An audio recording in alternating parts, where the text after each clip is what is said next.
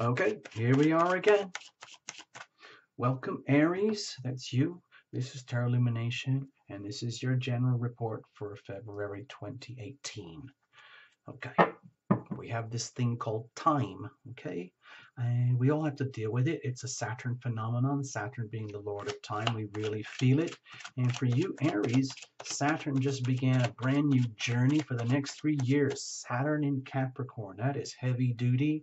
That is global restructuring on the collective level. That is restructuring at the personal level when it comes to, like, who are you in this world? What are you doing? What are you bringing to this world officially, in a way that's like your mission, your calling, your purpose, for, like, why are you here, Aries? Okay, what are you really doing here? Okay, and then we're getting very serious about this. It's not like you can't cruise on autopilot anymore. It's about getting very serious about whatever is not working, for about why you're here, and then repurposing, restructuring, remodeling for what does work, and for why you really are here. So I know it sounds like I'm being really tough, Aries, but I've given a lot of like background notes to quite a few of the reports today. So I'm just giving you the same kind of, recipe. Okay. Now also, you've got Jupiter in Scorpio still transiting through your 8th house. So it's kind of in its home place there. It's very happy there. Jupiter, the great benefic, the great healer, the great optimist, the great journeyer, the adventurer, is smiling down on you in the world of deep, deep intimacy, joint finances, joint resources, the merger, deep soul merger. It's the kind of energy that happens like after you're married, for example.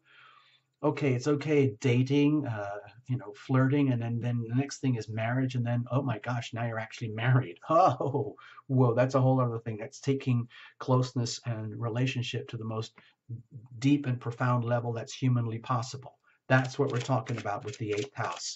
And we're taking it to the max there, maxed out totally with Jupiter in Scorpio transiting there right now. So you might have a lot of deep, deep soul healing that's going to come along through revealing of secrets that need to be revealed in order for the healing to occur. The next thing would be the eclipses, okay? So for you, Aries, these might be quite fun, might be exciting, fun, and comfortable. Coming into February, you would have just come out of the big eclipse at the end of January, where the moon was right on the north node, not necessarily yours, but the global collective. And it's all about you having the chance to be your true, shiny, fun-loving self in the 5th house of love and fun and romance and creative self-expression. Finally, finally, finally, you get a glimpse.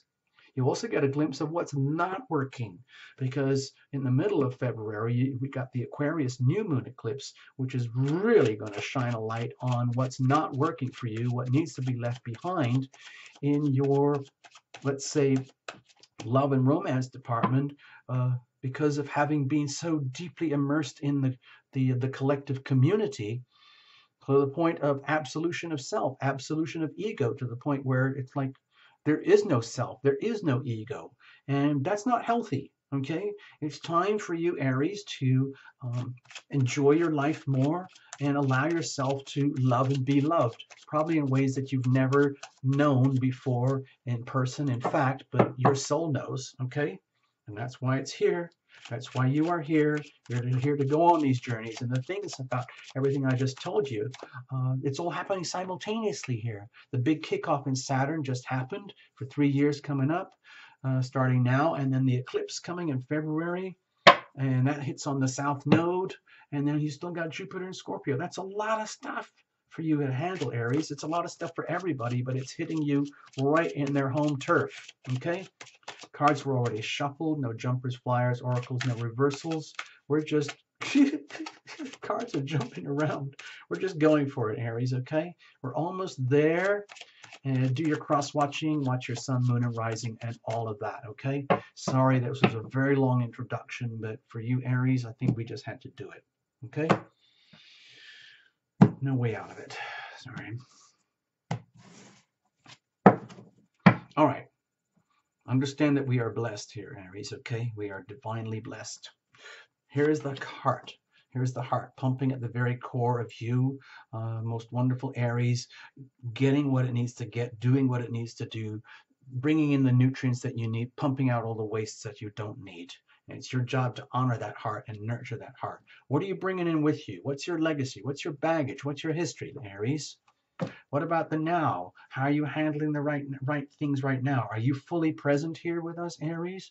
Are you wallowing in the past and projecting into the future and putting conditions on everything? Or are you truly here with us now where almost time ceases to exist? Let's see. So let's just say you are. Let's just say you're present. And it's in the present that you are going to make your decisions, okay? Because that's how you activate your life and activate your evolution. You make conscious, deliberate decisions. If you don't, then decisions are made for you. And you could call that fate if you want. So it's really good if you can be in your power and consciously make your decisions. It's a lot of work. Some people don't want to do that. They would rather outsource their lives to others, other so-called higher authorities, on the assumption that they know better. And I'm too silly to know. Well, that's not true, Aries. You know yourself better than anyone, in theory. Maybe not. We'll see. So how are we going to make decisions that work for you so that are very nutritious for you? Okay. And then what would that lead to consequently? Okay. I'm trying to move quickly here to catch up with all the talking that I did. Over here would be the energy of what if? Well, okay, so you're in your present and you're in your now and you're making these decisions as lovingly as you can for yourself to nurture yourself because that's what's best for everybody else. And it's not selfish, okay? It's not selfish at all. It's the most loving thing you can do on your life here on Earth. So if you mess up, what if you mess up? What does that look like? What if you make good, loving, healthy decisions? What does that look like? Okay, and that would lead us to the prospects of getting the flow lined up for the next beat of the heart. Okay, see that? I'm hoping you see that as a heart shape, and I'm hoping you see this as the pulsing heart at the core where the journey happens, each beat of the heart, okay, as you move on through your life. We're going to look at the weather now. You know about this, Aries. Don't want to let the weather own you. You make the best of the weather, okay? And you have the Queen of Wands here. So my feeling here, Aries, is that your circumstances are reflecting back to you that you're actually kind of well poised for what's happening already. It's almost to the point where you're ready for this. You know you can do it. This is a chance for you to come into dominion, come into your sovereignty, and wear this well. It's very favorable. It's almost like an indication that the way I feel it here is that you've got like, it's almost like being in a really, let's say, nutritious environment where, you know, when you have healthy leaders and the leaders are not exploiting the people, healthy, loving leaders are there for the people. They're working for the people, and the people love that kind of leader. If you can walk the talk, be willing to roll your sleeves up, get your hands dirty in the, you know, with the poor people, with the working people, with the common person, so that you're not above them, even though you're wearing your regal robes. This is a time for you. The weather is very supportive for you to walk the talk and be that radiant, loving Aries person who can be like the common man, the common person, the common woman, whatever it is, and still radiate all that stuff. It's like being inspirational for others. Like, oh my God, Aries is here with us in the room now. Who would have thought they would just show up and hang out with us? But that's what's happening. At the very core, we have, oh, the Five of Cups. So deep down, Aries, if we're honest here, there might be something going on inside that maybe you don't want to deal with, maybe you don't want to face. The energy of heartbreak, the energy of shame, grief, deep soul loss of perhaps what is being lost, what has been lost.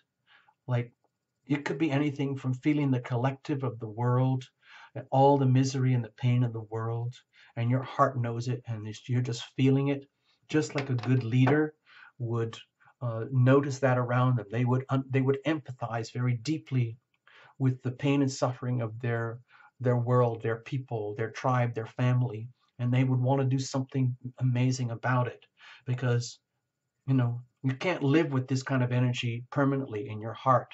This is this would be crippling. So it's on the understanding that this needs to be acknowledged, brought fully into light. And I think that's what might be happening here through February, where you had the full stark realization of how much love is out there, how much amazing, amazing love is out there.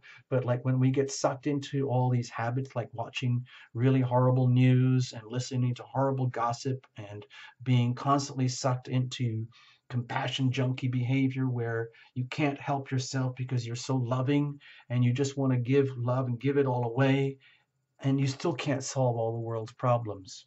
It's okay to understand that. It's okay to say, it's okay. I don't need to be this way anymore. It's okay to live this for the now, but ultimately to realize that we owe love to ourselves. You can't keep depleting, soaking up the world's trauma forever. Okay, what are you bringing in with you? Okay, luckily, you've got enough love to compensate for all that. So it's almost to the point, well, what am I supposed to do with all this? I am Aries here, and I'm coming with all of this.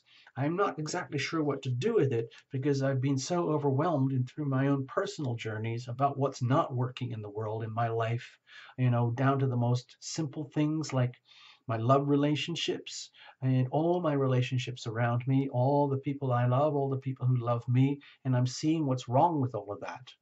And that perfectly makes sense with the Aquarius, the new moon eclipse in the 11th house. If you think of it as the family or the home environment, or the community where you've been dwelling, where you're inhabiting, where you're sharing yourself, and realizing you can't give it away forever. You can't be like this forever. And realizing that you have so much to give. It's like Aries is like a permanent fountain of newness, always growing and growing and growing, and like starting from scratch again, and having all that love like built in you from scratch.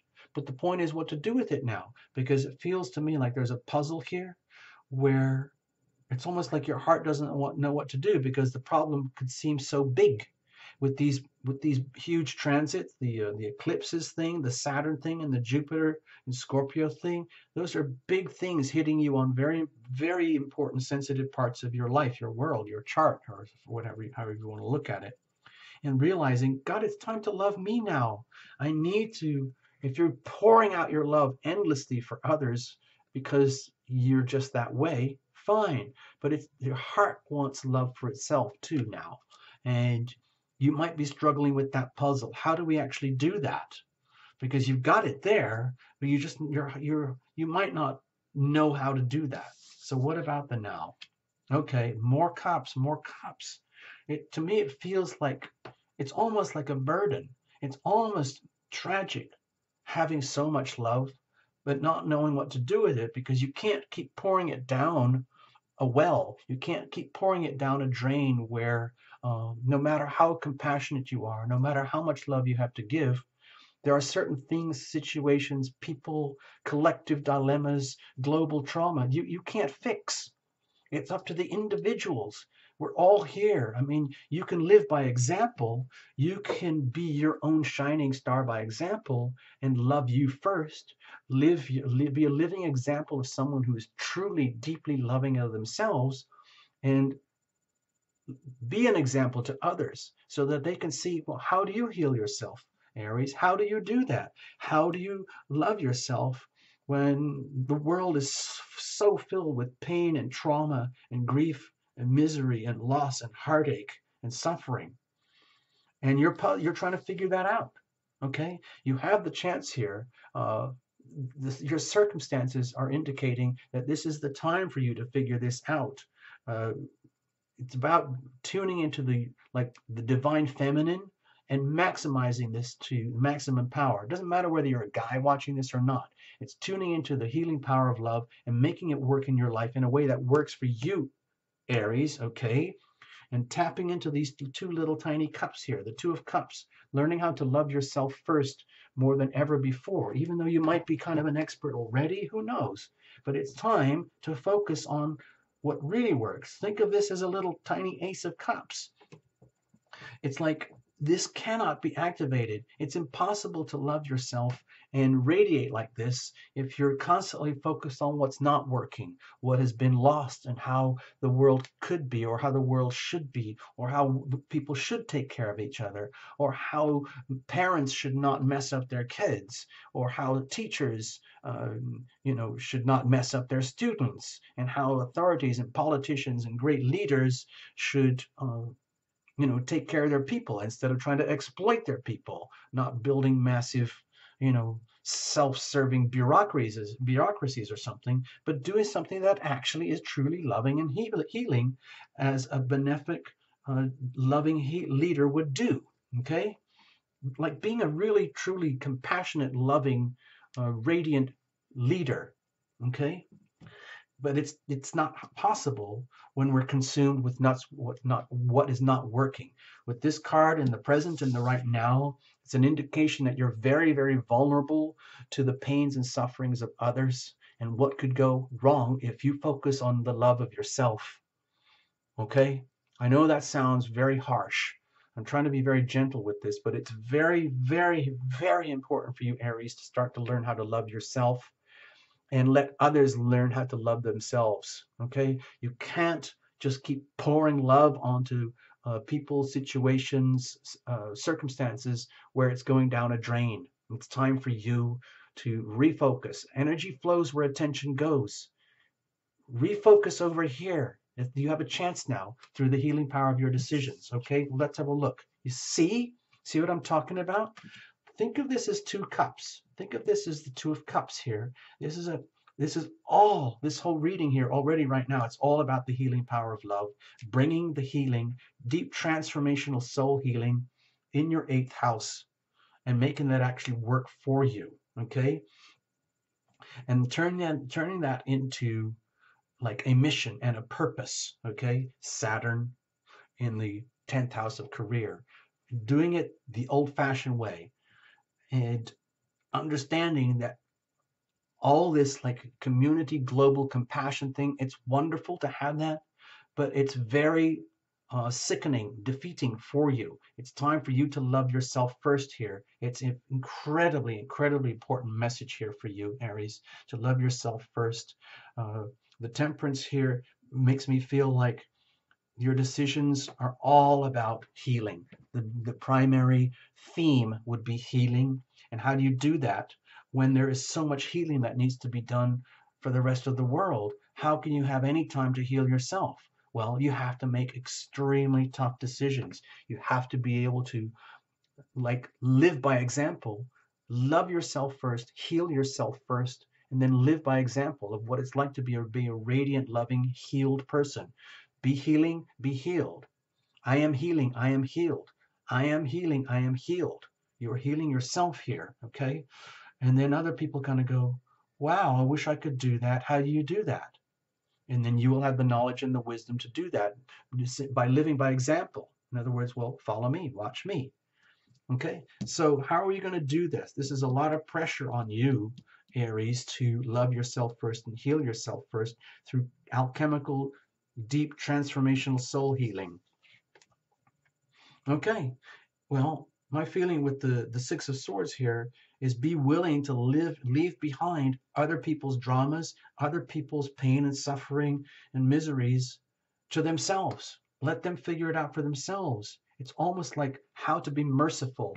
It's very, very tragic when people have miserable lives and they don't know that they are the cause of their own misery. You can't fix certain situations. You can't fix certain people. Certain people don't want to be healed. There's nothing you can do. The most important thing is to move on, awaken to new concepts, attitudes, and beliefs and understandings about what healing really is, about what loving really is, about what loving yourself really actually entails. What are the tasks? What are the steps? So think of the Saturn thing. What are the steps needed to make this happen? What are you going to learn in the depths of deep, deep soul intimacy in the context of a significant other that will awaken this deep self-healing here? And then understand that and turn that into knowledge and wisdom and a practice, okay? Consequently, healing. Kaboom. Wow. So it's healing by choice. It's healing by decision. Decision by decision by decision to take one's energy away from the community, the collective, the team, the group, the idealized, how things could be if the world was such an amazing place, and allow the world to be flawed, allow everyone else to go through their own dramas and traumas without having you to like completely hose it down with love all day, every day, only to see it all go down the drain. No, it's time for you to heal yourself. You're on this planet for a reason, and it might be that just right now you're here to heal. This might be a significant lifetime for you, Aries, about healing. Deep self-healing, deep soul love healing. If you're a warrior, Aries, and you've been out there in the battlefields of life for lifetimes and generations, and you're just beat up and worn out and covered in band-aids, there's another card that shows that. Right now, it's the time to heal. It's the time to walk away from the battles. Walk away from the battles that you cannot win, the wars that cannot be won, the problems that cannot be solved, because they're not even your problems. You might feel them very, very deeply, but they're not yours. This is yours, okay? This is yours. This is yours. This is yours. It just needs a serious attitude adjustment, which might be very painful for you to have to walk into your own light and allow yourself to be deliciously happy, even though other people might be really suffering around you. And that is the healing journey. Deliberately walking away from the battlefields where you have to be the hero. You don't have to. It's time for the hero to heal. It's time for the healer to heal. Okay? Healing the healer. Have you ever heard of that concept? Well, think about it very, very carefully. Healers put themselves under tremendous pressure, and they deserve healing too. If you're a dentist, are you going to give yourself your own root canal? No. You're going to go to your best dentist buddy, and they're going to do it for you. So what happens if you neglect yourself? If you keep insisting on pouring all your love down a drain? Okay, you end up going on a journey where it takes you down a drain, down a big black hole. Is that what you want? If you focus your energy and love on loving you first and allowing others to learn how to love themselves, you take yourself on a new journey, a new unfolding where you've never been before, okay? My feeling is that you've never even considered this as a concept or a possibility for you, Aries, but now it's happening, and it might feel very weird and alien and completely unnatural, very selfish and very self-serving, but that's not really what's going on here. It is essentially your time, your turn to heal by making conscious, deliberate decisions to do that. That takes you on a new journey, higher knowledge, higher wisdom, higher awareness, and it turns you into this, that you can reflect your circumstances and actually come into dominion in this way, so that you become a living example of someone who has the courage to love themselves first. Do you see my point here? Prospects. Do I have to explain this, people? It's very obvious. When you love yourself the way we're talking about here, and you allow yourself to be healed, healing the healer, then you can bring those simple, essential, beautiful core ingredients of happiness that we all love. Enjoying a rainbow, hanging out with your sweetheart, enjoying the company of friends and family, and feeling that as the pulsing core center of your heart. This is so much a journey of healing, self-healing here, okay, Aries? I feel that that's what this is all about. And it may come about in very strange ways, circumstantially, like, for example, the Aquarius South Node energy in the 11th house. What is that for you? What is that environment where you're giving it all away? For example, that's just an example. So let's leave it at that for now. Let's just call this a happy ending to a very tragic beginning, okay? All the best, Aries. Thank you so much for coming to Tarot Lumination. We'll do this again sometime. You can reinterpret however you want. Do your cross-watching, sun, moon, and rising, and your significant others if you really want to. Okay, bye-bye. All the best in February.